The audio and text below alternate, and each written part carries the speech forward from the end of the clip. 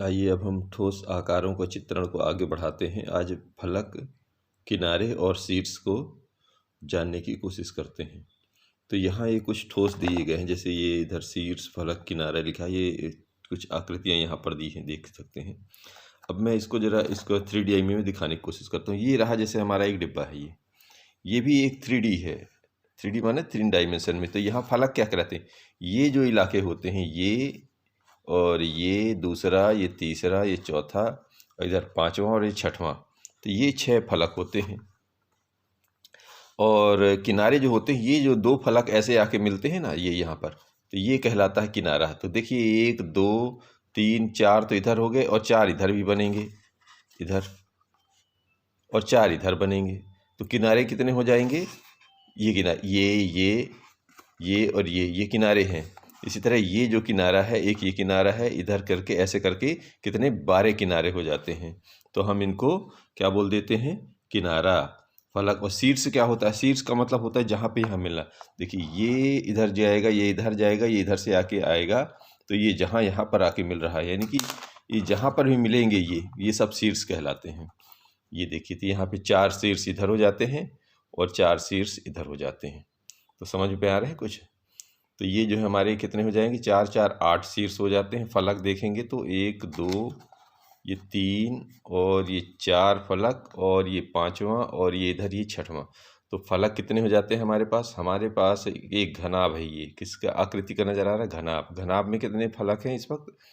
तो देख सकते हैं 4, देख लीजिए इधर चारों तरफ से, और ऊपर नीचे इधर तो 6। किनारे में गिनेंगे तो ये 4 4 रेखाएं जहाँ जहाँ आ रही हैं, कोने मिल रहे हैं, सो ये जो है किनारे। तो ये 4 इधर, 4 इस तरफ, और 4 इस तरफ। तो 4 4 8 4 12, तो 12 हो जाते हैं किनारे। और शीर्ष कितने होंगे? शीर्ष का मतलब होता है जहाँ पे ये सारे किनारे आके मिले। तो 4 शीर्ष इधर मिल रहे हैं, 4 शीर्ष इधर मिल रहे हैं, तो ये हो जाते हैं 8 शीर्ष। अब हम आगे इसमें से जानने की कोशिश करते हैं। तो ये जो है शीर्ष समझ पा रहे हैं? ये जो है इधर से गया, एक इधर से गया, और ये नीचे से ऊपर की तरफ आया, तो ये शीर्ष बना। फलक वही जो अभी अभी हमने दिखाया था, ये किनारे किनारे के जो चौड़े चौड़े पट्टे दिखाए गए हैं, ये फलक हैं। और जो यहाँ पर जो ये फलक आके मिलते हैं, जैसे ये आया, ये आया, ये आया, तो ये सारे बनते हैं किनारे। तो ये घन का चित्र दिखाया गया था, यहाँ पर घनाभ के बारे में दिखाया है। ऐसे ही एक ये पिरामिड का आकार दिखाया गया है, जिसका आधार एक चतुर्भुज है, और एक नीचे ये घन तो है, लेकिन ऊपर जाके पिरामिड भी बना दिया गया है। और इसमें एक पिरामिड को मतलब प्रिज्म को काट के उसका एक फलक मतलब दिखाया गया है, ठोस। और आगे चलने की कोशिश करते हैं। तो अब ये क्या समझ पा रहे हैं? यहाँ पर ये आगे बढ़ के देख लेते हैं। तो यहाँ पे क्या समझ में आ रहा है कि उपरोक्त ठोसों में से प्रत्येक ठोस बहुभुजी क्षेत्रों अंग्रेजी में बोलते हैं पॉलीगन रीजन से मिलकर बना है। तो ये आप देखें कि ये जितने भी क्षेत्र दिख रहे हैं, ये सारे सारे बहुफलक हैं, ठीक है, बहुभुजी क्षेत्र से मिलकर बना है। ये सब क्या कहलाते हैं? ये उसके फलक कहलाते हैं। तो ठोसों में, यहाँ से अगर हम इसकी परिभाषा देखें, तो ठोसों में प्रत्येक ठोस बहुभुजी क्षेत्रों से मिलकर बना है, ठीक है, जो उसके फलक कहलाते हैं। ये चीज़ क्लियर हुई। फलक की परिभाषा क्या होगी कि जो बहुभुजी क्षेत्र होते हैं वो फलक कहलाते हैं। ये फलक किनारे या कोरों से मिलते हैं। देख लीजिए, ये इधर से गया, एक ये इधर से गया, इधर से एक कोरों में मिल गया। तो ये फलक जो है किनारों या कोरों से मिलते हैं। जो रेखाखंड है, रेखाखंड है, देखिए यहाँ से यहाँ तक फिक्स है, ये रेखाखंड है। अगर ये फिक्स नहीं होता तो वो क्या कहलाता? रेखा। रेखाखंड की लंबाई नापी जा सकती है, रेखाखंड नापा जा सकता है, और रेखा अनंत तक होती है। ये दोनों में अंतर समझ ली, इसलिए यहाँ पर रेखाखंड लिखा गया, ठीक है। तथा किनारे, ये किनारे शीर्षों से मिलते। देखिए ये किनारा आया, एक ये आया, एक जहाँ पर ये मिलता है, ये किनारा, ये किनारा, ये किनारा, ये किनारा, तो जहाँ पर ये किनारे मिलते हैं ये शीर्ष कहलाते हैं। ये कहलाते हैं, ये शीर्ष कहलाते हैं, जो किस रूप में होते हैं? बिंदु रूप में होते हैं। तो ऐसे ठोसों को बहुफलक या बहुफलकी, ऐसे ठोसों को बहुफलक या बहुफलकी। देखिए, तो ये इतने प्रकार की आकृतियां हैं जिनमें फलक हों, किनारे हों और शीर्ष हों तो ये सब बहुफलक कहलाते हैं। देख लीजिए इस तरह।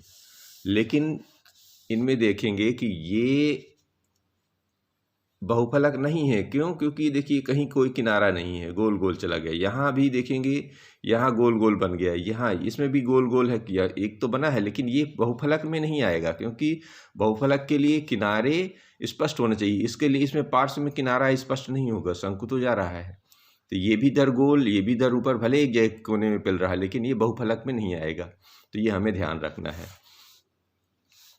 तो बहुफलक उन ठोसों से किस प्रकार भिन्न है जो बहुफलक नहीं है।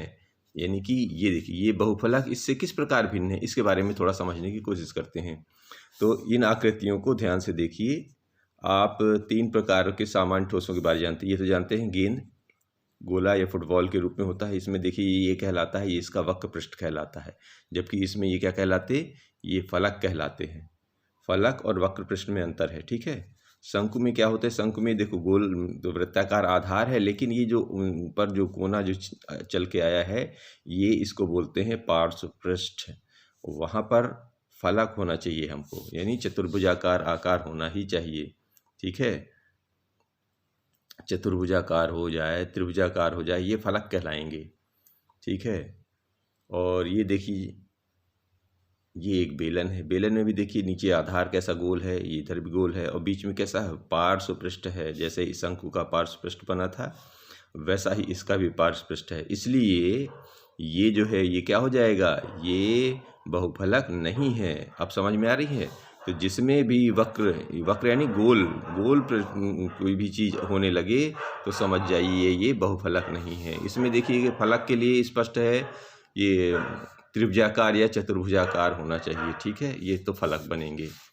अब आगे देखिए, फलक में आगे बढ़ते हुए उत्तल बहुफलक। उत्तल बहुफलक, आपको उत्तल बहुभुज की अवधारणा के बारे में याद है। उत्तल बहुभुज किसे कहते हैं, ऐसा बहुभुज जिसके सारी भुजाएं बाहर की ओर खुली हों, तो वो बहुफलक जो है उत्तल बहुभुज कहलाता था।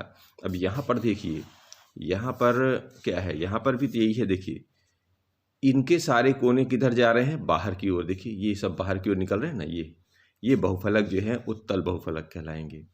और ये उत्तल बहुफलक नहीं है जिसमें भी कोई कोना, जिस बहुभुज का या जिस फलक का कोना अंदर की तरफ, देखिए ये ऊपर तो ठीक है, लेकिन ये कोना देखिए भीतर की तरफ धंस गया। ये देखिए, ये जब जो अंदर की तरफ धंस जाए, ये इसमें देखिए ये सारे अंदर की तरफ धंस रहे हैं। तो जो अंदर की तरफ धंस जाते हैं वो उत्तल बहुफलक नहीं होते हैं। अब समबहुफलक के बारे में भी समझ लीजिए कि एक बहुफलक तब सम बहुफलक कहलाता है जो या जब उसके सभी फलक सर्वांग सम बहुभुजों से बने हों तथा प्रत्येक शीर्ष पर मिलने वाले फलकों की संख्या समान हो। अब देखिए इसको समझने की कोशिश, ये क्या है, एक आयत वर्ग को ऊपर बढ़ा के क्या बना दिया है, वर्ग से घन बना दिया गया। तो घन में क्या होगा, सारे जो ये फलक हैं वो चाहे इधर का देखिए, चाहे इधर का, चाहे इधर का, चाहे इधर, सारे फलक एक जैसे निकल के आ जाएंगे, यानी सारे एक ही नाप के फलक होंगे। तो यह एक सम बहुफलक है। इसके सभी फलक सर्वांग सम बहुभुज हैं। देख लीजिए सारे के सारे, सर्वांग माने सभी के सभी, सम माने होता है बराबर, बहुभुज माने होता है बहुत सारी भुजाएं, एक से ज़्यादा बहुभुज हो जाएगा। तो फलकों की समान संख्याओं से शीर्ष बनते हैं। फलकों की समान संख्या, देखो जितने भी ये फलक के समान संख्या में हैं वो जहाँ मिलेंगे उतने ही शीर्ष बन रहे हैं। देखिए 1 2 3 4, 1 2 3 4, तो 8 शीर्ष बन रहे हैं। यहाँ पर देखिए तो ये कहलाएगा सम बहुफलक। और सम बहुफलक किसको नहीं बोलेंगे, देखिए अब इसी तरह एक ऐसा बनाने की कोशिश की है, यानी कि एक प्रिज्म को ले लीजिए, नीचे से रख लीजिए, एक ऊपर को, साधारण प्रिज्म, ये जो प्रिज्म क्या बोलते हैं, एक त्रिभुज को ऐसा रखिए तो ये इस टाइप का कुछ आकृति बन गया, ठीक है ना। तो यह एक सम बहुफलक नहीं है। सभी फलक सर्वांग सम नहीं है, सर्वांग सम नहीं है। ये सारे फलक हैं वो अलग अलग आकृति है, परंतु शीर्ष फलकों की संख्या समान संख्याओं, परंतु शीर्ष फलकों की समान संख्याओं से नहीं बनते हैं। देखो यहाँ अलग अलग देखिए 1 2 3 4 5 5 शीर्ष बने हैं, ठीक है ना। और अलग अलग भी पर ए पर 3 फलक मिलते हैं, यानी गिन के देखिए 1 2 और पीछे से तीसरा। बी पर कितने मिल रहे हैं देखिए, एक इधर 2 इधर, पीछे से तीसरा है कि ये ऊपर से भी आया है, ये तीसरे मतलब जो ये इधर के आया है 1 2 पीछे का 3 और ये चौथा, तो यहाँ पर 4 फलक मिल रहे हैं, ठीक है ना। कैसे 1 2 3 और ये देखिए 4 फलक मिल गए, तो इनमें अंतर हो गया। तो ये जिसमें अंतर हो जाए फलकों में तो वो समान बहुफलक नहीं होंगे, यानी सम बहुफलक नहीं होंगे, और ये ऐसा अगर रहेगा तो सम बहुफलक बनेंगे, ठीक है। अब आगे देखिए, अपने आसपास बहुफलक परिवार या कुल या फैमिली में मिलने वाले 2 महत्वपूर्ण सदस्य कौन कौन से होते हैं? एक को बोलते हैं प्रिज्म, एक को पिरामिड। अब प्रिज्म और पिरामिड क्या होता है देखिए जी, कोई भी, ये इसको थोड़ा सा पूरा कर देता हूँ, ऐसा ऐसा ऐसा ऐसा ऐसा, ये आकार है हमारा, ठीक है। अब देखिए,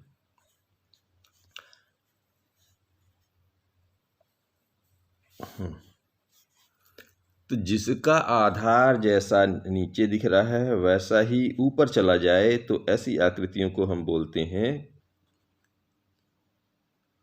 प्रिज्म।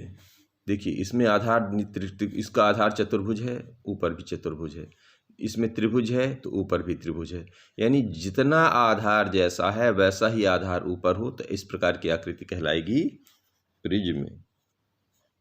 और इधर देखिए पिरामिड क्या कहलाएंगे, आधार तो देखिए इधर चतुर्भुज है लेकिन ऊपर आके एक जगह से मिल गया है, इधर त्रिभुज है लेकिन ये सारे के सारे ऊपर आ गए, एक ही जगह आके मिल गए।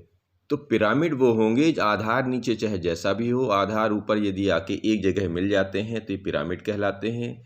और यदि आधार नीचे जैसा है ऊपर वैसा ही आके आकृति आ जाए तो हम इसको प्रिज्म बोलते हैं। तो इसका परिभाषा पढ़ भी लीजिए कि एक बहुफलक प्रिज्म होता है जब उसका आधार और ऊपरी सिरा कैसा हो, सर्वांग सम बहुभुज हो। सर्वांग सम का मतलब है जैसा नीचे है ऐसा ही ऊपर भी हो, तथा उसके अन्य फलक अर्थात पार्श्व फलक, यानी ये साइड साइड से जो आते हैं ऐसे बगल बगल से, समानांतर चतुर्भुज के आकार के हों। देखिए आधार चाहे त्रिभुज हो चाहे चतुर्भुज हो, लेकिन उसका जो फलक होता है वो कैसा होना चाहिए, वो फलक होना चाहिए चतुर्भुज के आकार का, तो हम उसे बोलेंगे कि वो प्रिज्म है।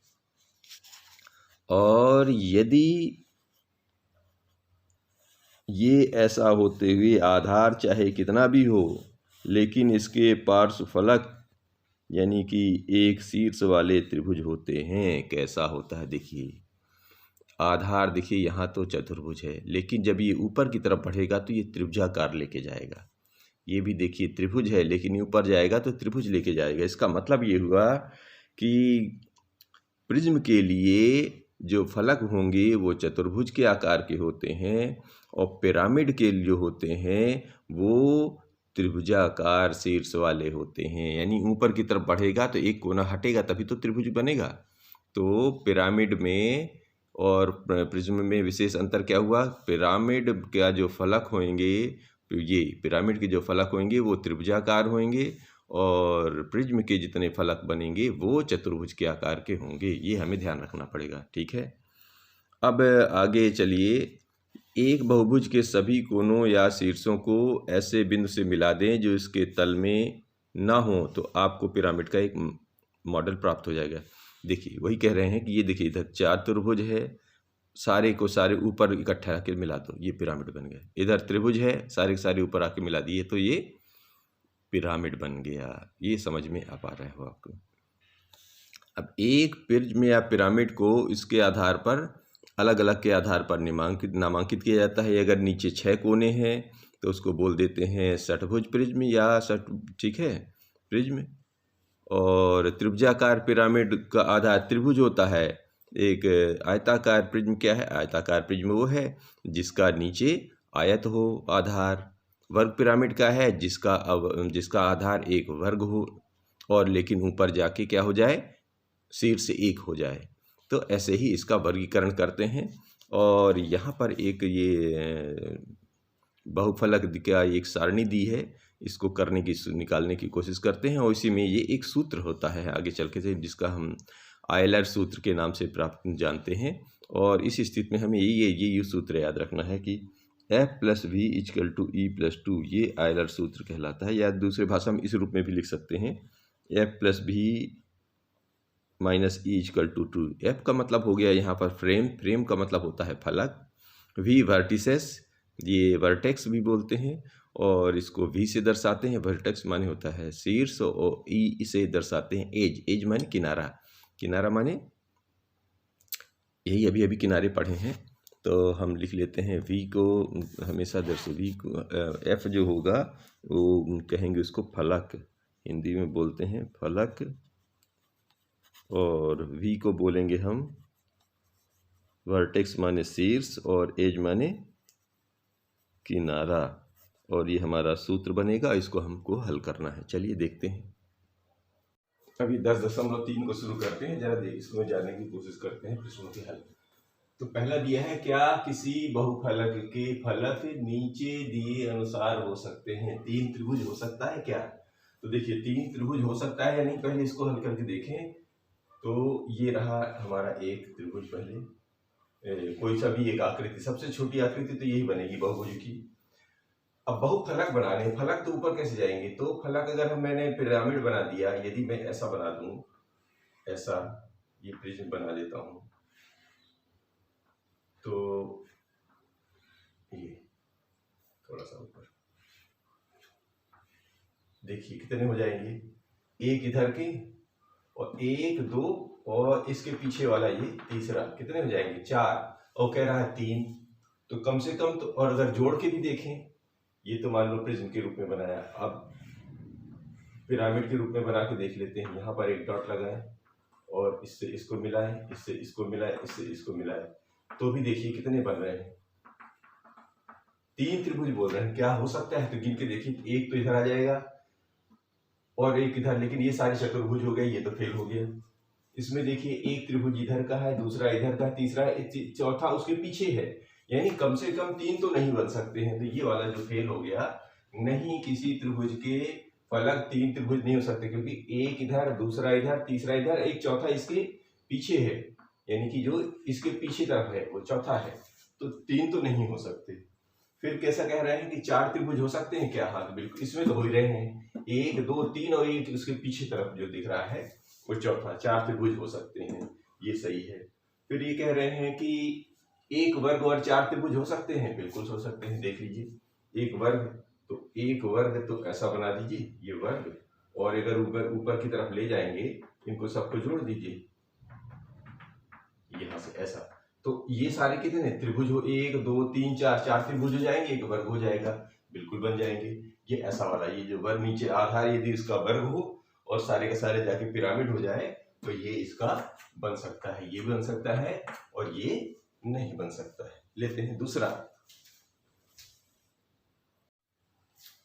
अब इसका दूसरा प्रश्न ये है कि क्या ऐसा बहुफलक संभव है जिसके फलकों की संख्या कोई भी हो? फलकों की संख्या कोई भी हो, बिल्कुल संभव है। हाँ यह संभव है, जबकि फलकों की संख्या 4 या उससे अधिक। जैसे इसको देख लीजिए, तो इसमें कितने फलक बन रहे हैं? 1 2 3 4, ये तो पिरामिड वाला हो गया, एक फलक नीचे भी है, तो ये अलग अलग, ये इसका आधार चतुर्भुज है, लेकिन ये इसके जो त्रिभुजाकार फलक जाएंगे वो ऊपर की ओर जाएंगे, तो ये पिरामिड बन जाएगा। ये समझ रहे हैं? तो ये संभव है, ये देखिए इससे सब। और कोई सा भी, मतलब ये भी नहीं, कोई सा भी पिरामिड हो, वो जो है उसके फलकों की संख्या 4 या उससे अधिक होगी ही होगी।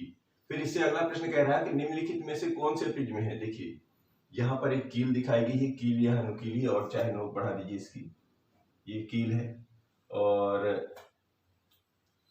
यह एक बिना छिली हुई पेंसिल, और ये पेपर वेट दिखाया गया है, कागजों पर रखने का भारी पेपर वेट है, और एक बक्सा, ये चतुर्भुज टाइप का एक बक्सा रखा हुआ है। अब देखिए कि प्रिज्म की कंडीशन क्या होती है और पिरामिड की कंडीशन क्या होती है। प्रिज्म जितना जैसा नीचे आधार है, यही ऊपर वैसा ही मिल गया तो प्रिज्म है।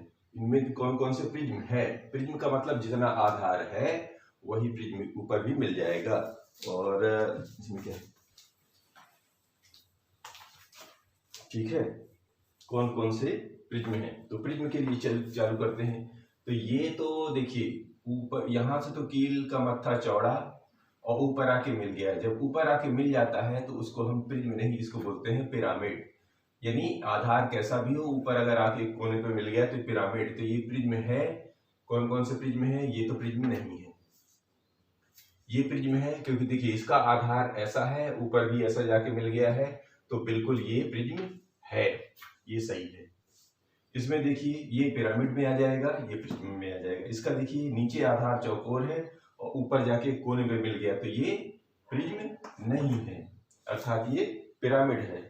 और ये प्रिज्म है पूछ रहा है, तो ये देखिए नीचे आधार चौकोर है, ऐसा बढ़ा के भी देखेंगे इसको, तो ये चौकोर आधार निकला, ऊपर भी चौकोर निकला, तो ये प्रिज्म है। यानी कौन कौन से प्रिज्म है, तो दूसरा और चौथा हमारा प्रिज्म है। अब अगला लेते हैं चौथा। अब ये प्रश्न लेते हैं, प्रिज्म और बेलन किस प्रकार एक जैसे हैं। प्रिज्म और बेलन, देखिए ये एक प्रिज्म दर्शाया गया है, थोड़ा सा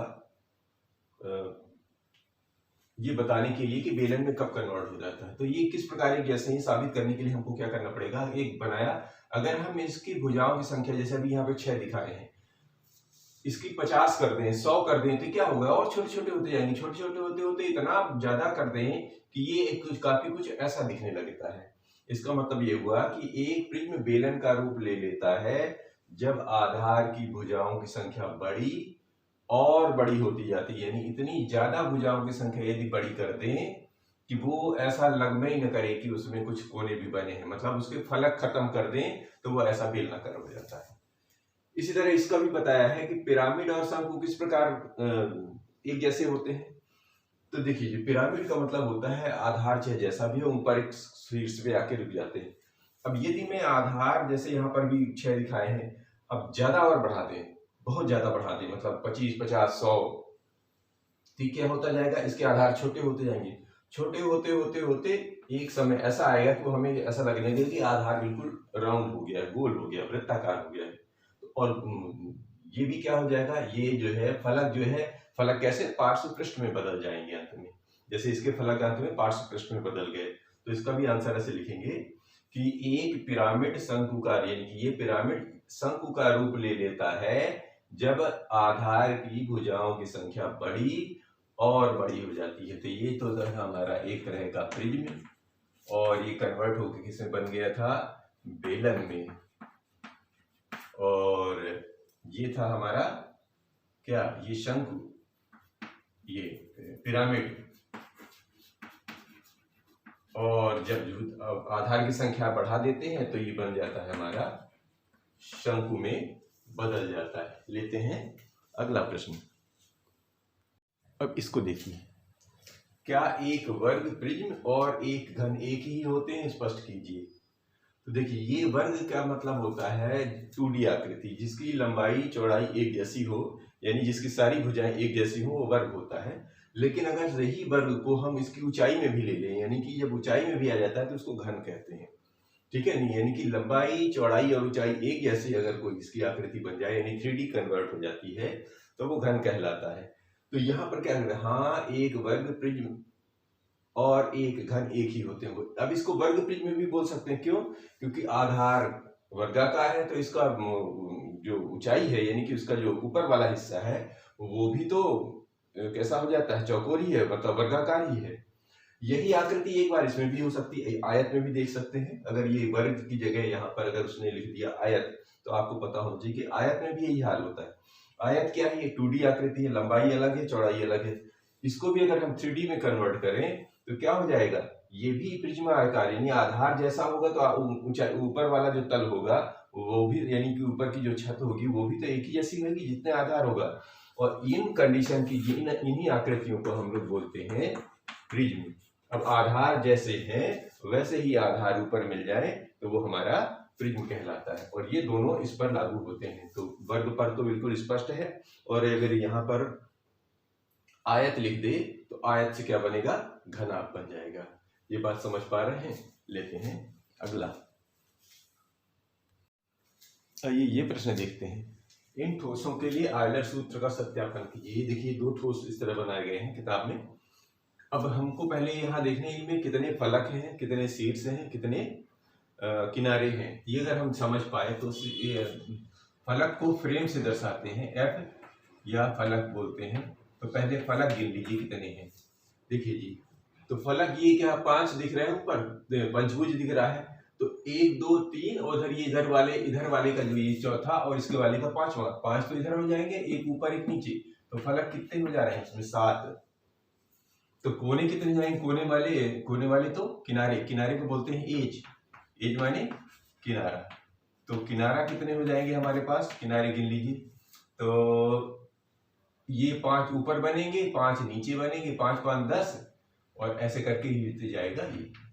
ठीक है, तो 5 5 10 और 5 ऊपर 5 नीचे और 5 ये साइड के, तो 5 5 10, ये 5 15 किनारे हो जाएंगे हमारे पास। अब शीर्ष देख लीजिए, शीर्ष को बोलते हैं वर्टेक्स माने शीर्ष। तो ये कितने हैं ये भी गिन लीजिए।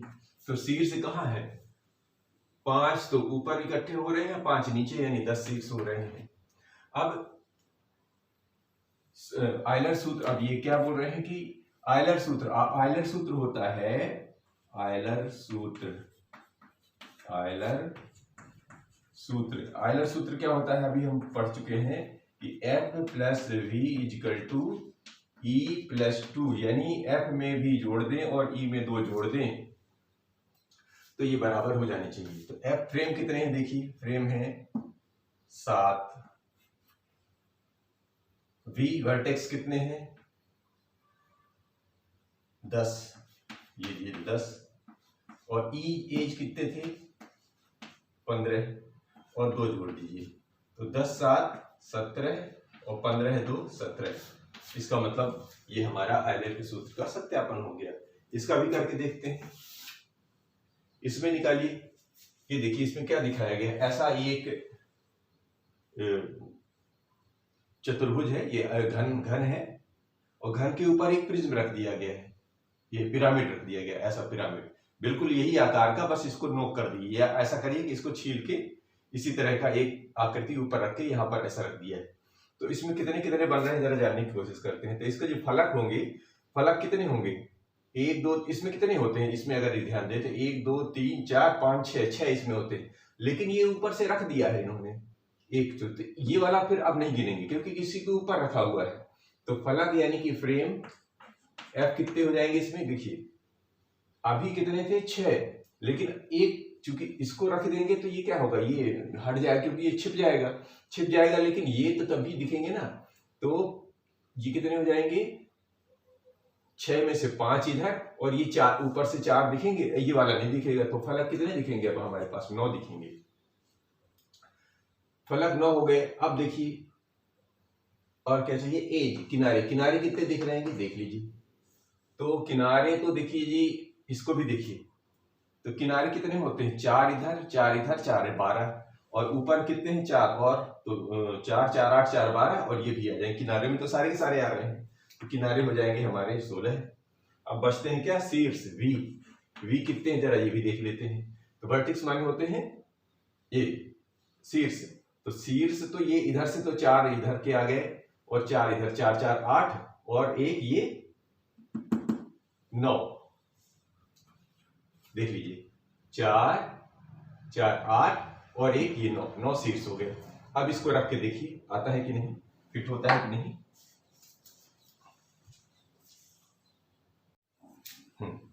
रखिए सूत्र में, तो आयलर सूत्र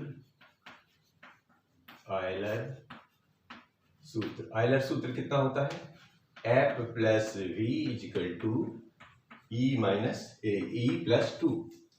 तो F कितना था यहाँ पर 9, वर्टेक्स भी 9, एज कितने थे हमारे 16 और 2 9 9 18 है, सॉरी और 16 2 18। इसका मतलब ये हमारा आयलर सूत्र इन ठोसों के लिए सत्यापित हो गया। लेते हैं अगला प्रश्न।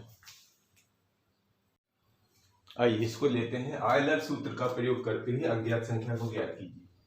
अब ये एक चार्ट दिया हो, इसमें फलक ये क्वेश्चन मार्क है, ये 5 फलक दिए हैं और इधर 20 दिए हैं, शीर्ष दिए हुए हैं इसमें 6 और इसमें क्वेश्चन मार्क है, ये 12 है और किनारे दिए हुए हैं 12 है और इसमें भी 9 और इसमें क्वेश्चन मार्क, यानी कि हम ऐसा निकालेंगे ऐसा। तो सूत्र जैसे अगर मान लीजिए हम इसको लेते हैं, ये वाली इसको उठाते हैं, तो यहाँ पर क्या है, सूत्र क्या होता है, F plus V equal to E plus 2 में रखते चले जाएं तो क्या क्या होता है। देखिए इस वाले से क्या मिलता है, फलक माने इसको लिख लीजिए, फलक को फ्रेम दर से दर्शाते हैं, शीर्ष को V से दर्शाते हैं और किनारे को E से दर्शाते हैं, अर्थात एज से। अब बस इसको भरते चलिए, अपने आप यहाँ क्या आएगा वो निकल के आएगा। तो हम देख रहे हैं कि अब इसको हटा दीजिए, ये ऐसा नहीं रखेंगे, ठीक है। ये हमारा ये वाला क्वेश्चन ले रहे हैं, ठीक है, क्योंकि इसका मान निकालेंगे यहाँ पर। एफ की जगह हम अभी पता ही नहीं, एफ तो एफ ही रखेंगे। वी की जगह यहाँ पर दिया हुआ है 6, ई की जगह दिया हुआ है 12 और यहाँ पर 2, तो एफ बराबर हो जाएगा 12 2 14 और ये इधर आके 6 घट जाएंगे, तो एफ बराबर कितने हो जाएंगे, 8 6 14 यानी 8। तो इस पहले वाले का जो ये इसका मतलब था, ये हो जाएंगे 8। इसमें देखिए इसको उठाते हैं, बस वही तरीका तरीका वही रहेगा, F plus V equal to E plus 2, इसको ऐसा ले लेते हैं, ठीक, इधर इसको कर देंगे। तो एफ कितना है, यहाँ पर फ्रेम दिया हुआ है 5, तो यहाँ लिखा 5, वी यानी वी हमें ज्ञात करना है तो इसको वी लिख दीजिए, एज दिया हुआ है यानी किनारे दिए हुए हैं 9 और ये हुआ है 2, तो 9 2 11, ये हो जाएंगे 5 धन वी, तो वी बराबर हो जाएंगे 11 में से 5 घटा दीजिए, तो वर्टेक्स यानी कि शीर्ष निकल आएंगे हमारे यहाँ पर 6, यानी कि इसका मान था 6।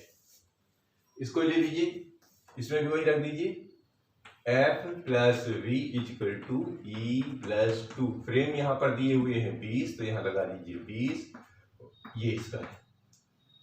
वर्टेक्स यानी शीर्ष दिए हुए हैं 12, तो यहाँ लगा दीजिए 12, एज पता नहीं तो इसको लगा दीजिए ई धन 2, तो ये हो जाएंगे 20 और 12 हो जाते हैं 32 बराबर ई धन 2, इसको इधर ले जाइए, तो ये ई बराबर हो जाएगा 32 ऋण 2, अर्थात ये हो जाएंगे 30, यानी कि हमारे जो है एज माने किनारे ये कितने हैं, इस पे 30 हैं। इस तरह हमारा ये आयलर सूत्र का की अज्ञात संख्या निकल के आती है। अब लेते हैं अगला प्रश्न। ये नंबर कौन सा था, ये था 7वां नंबर, ये 7वां नंबर। अब लेते हैं 8वां। अब ये 8वां प्रश्न ये कह रहे हैं कि क्या किसी बहुफलक के 10 फलक किनारे 20 और 15 शीर्ष हो सकते हैं। अब हो सकता है कि नहीं, इसको जानने का सिर्फ एक ही तरीका हमारे पास है, वो है आयलर सूत्र। अगर ये आयलर सूत्र का पालन करेगा तो बिल्कुल हो सकता है, और अगर आयलर सूत्र का पालन नहीं कर रहा है तो फिर ये संभव नहीं होगा। बस निकालने की कोशिश करते हैं। तो पहले लिखेंगे दिया क्या क्या है, फलक, फलक माने होता है ये है फलक, फलक माने कि एफ फ्रेम यानी कि 10 और किनारे, किनारे है 20, ये है किनारे हमारे कितने हैं, किनारे को बोलते हैं एज, एज माने 20 यहाँ पर दिया किनारा, और शीर्ष, शीर्ष हमारे दिए हुए हैं, शीर्ष को बोलते हैं वर्टिसेस या वर्टेक्स, ये बोलते हैं 15। अब देखिए आयलर सूत्र अगर ये होता है तो आयलर सूत्र का पालन करते हैं। तो आयलर सूत्र को ले लीजिए। आयलर सूत्र क्या बोलते हैं कि ये कह रहे हैं कि F plus V equal to E plus 2 का यदि ये पालन करे, ये कंडीशन, तो बिल्कुल संभव है। अगर ये पालन नहीं करे तो संभव नहीं होगा। देख लीजिए फ्रेम कितने हैं 10, ये रख दीजिए 10, वर्टेक्स कितने हैं 15, ये लीजिए 15, एज कितने हैं किनारे 20 और 2 और जोड़ लीजिए, तो 15 10 25 और ये 20 2 22। क्या ये बराबर है? नहीं, ये बराबर नहीं है, ये बराबर नहीं है। तो क्या किसी बहुफलक के सूत्र ऐसा संभव नहीं है। तो आंसर में लिख दीजिए ऐसा संभव नहीं है, या नहीं हो सकते हैं, या नहीं हो सकते हैं। ये हमारा जवाब हो जाएगा। तो मिलते हैं अगले प्रश्नावली के साथ। धन्यवाद। अब देखिए घनाभ में क्या क्या होता है। घनाभ में होते हैं 6 फलक और 8 शीर्ष होते हैं। किनारे कितने होते हैं? 12। अभी अभी हम लोगों ने पढ़ा है। अब इसको जग के देखिए जरा। f प्लस भी, f यानी 6 और 8 को जोड़ेंगे तो कितना हो जाता है? 14। और ई में 2 जोड़ेंगे तो ये हो जाता है 14। अगर ये दोनों बराबर हैं तो हम मान लेते हैं कि ये है वैसा हमारा ये सही फलक निकल के आ रहे हैं। अगर त्रिभुजाकार में कितने होते हैं? त्रिभुजाकार में देखिए जी फलक कितने होते हैं? 4। और शीर्ष कितने बनेंगे? इसमें भी 4 बनेंगे। और एज कितने, यानी कि एज माने किनारे, किनारे बनते हैं 6। तो इनको जोड़ दीजिए, 4 और 4 8 और 6 2 8। इस तरह ये हमारा ये भी फिट हो गया। त्रिभुजाकार प्रिज्म में क्या होता है? त्रिभुजाकार प्रिज्म का जो फ्रेम होते हैं, फ्रेम यानी फलक, वो बनते हैं 5। और शीर्ष कितने बनते हैं? शीर्ष बनते हैं 6। आप इसको बना के रखने भी देख भी सकते हैं। और ये कितने बनते हैं? किनारे किनारे बनेंगे 9। अभी ये सब बहुत सारे चित्र यहाँ पे हम लोगों ने देखे, उसी में से निकाल के दिए हैं ये। तो ये बंद जोड़ के 11 बनेंगे और ये 2 में जोड़ देंगे तो भी 11 बन जाता है। वर्ग आधार वाला प्रिज्म कैसे बनेगा? वर्ग आधार वाला जो ये पिरामिड कैसे बनता है? इसमें भी फ्रेम कितने हैं? 5 यानी फलक, और वर्टेक्स यानी कि शीर्ष बनेंगे, इसमें भी 5। और ये जो है किनारे हो जाते हैं 8। इन दोनों को जोड़ेंगे तो 5 5 10 और 8 2 10। ये भी ठीक हो गया जी। और वर्ग आधार वाला प्रिज्म, वर्ग आधार वाला प्रिज्म कितना होता है? ये होते हैं, इसमें फ्रेम यानी फलक होते हैं 6 और शीर्ष बनते हैं इसमें 8 और किनारे बनते हैं 12। तो 8 और 6 हो जाते हैं 14 और ये हो जाता है 14। 12 2 14। तो ये संबंध कहलाता है हमारा आयलर सूत्र। अच्छे से देख लीजिए क्योंकि ये अधिकांशतः परीक्षाओं में पूछा जाता है। आयलर सूत्र कई बार भूल जाते हैं बच्चे। तो f plus V equal to E plus 2 होता है, चाहे इधर से पढ़ लीजिए, चाहे plus f plus V minus E equal to T2 होता है। ये हमें अच्छी तरह से ध्यान रखना है। चलिए अब आगे बढ़ते हैं।